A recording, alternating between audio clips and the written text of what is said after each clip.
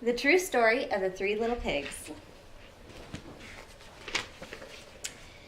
Everybody knows the story of the three little pigs, or at least they think they do.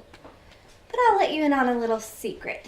Nobody knows the real story because nobody has ever heard my side of the story. I'm the wolf, Alexander T. Wolf. You can call me Al. I don't know how this whole big bad wolf thing got started, but it's all wrong. Maybe it's because of our diet. Hey, it's not my fault wolves eat cute little animals like bunnies and sheep and pigs. That's just the way we are. If cheeseburgers were cute, folks would probably think you were big and bad too. But like I was saying, this whole big bad wolf thing is all wrong. The real story is about a sneeze and a cup of sugar. This is the real story.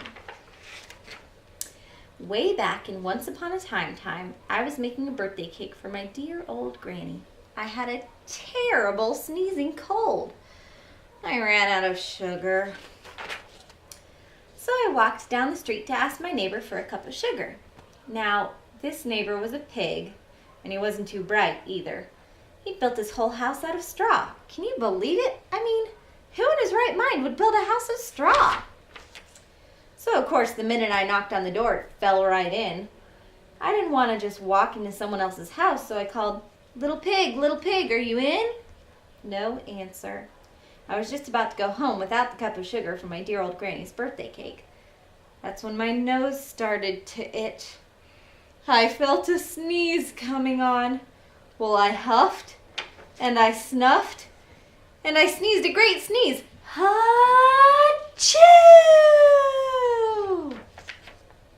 And you know what? That whole darn straw house fell down. And right in the middle of the pile of straw was the first little pig, dead as a doornail. He'd been home the whole time. Seemed like a shame to leave a perfectly good ham dinner lying there in the straw. So I ate it up. Think of it as a big cheeseburger, just lying there.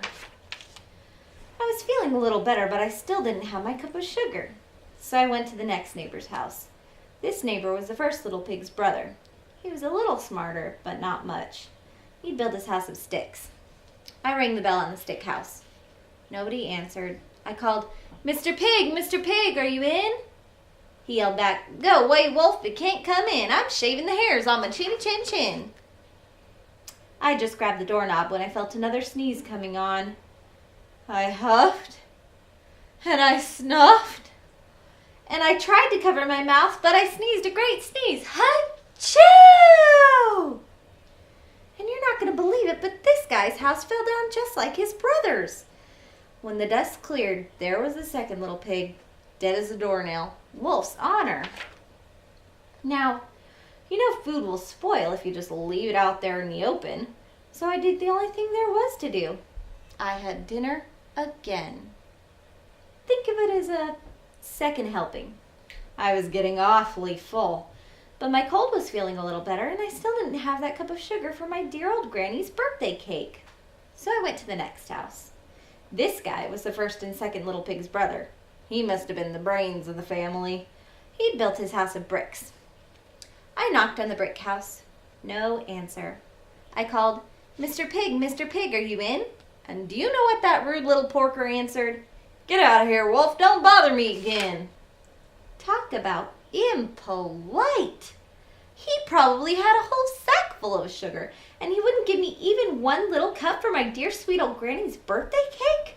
What a pig!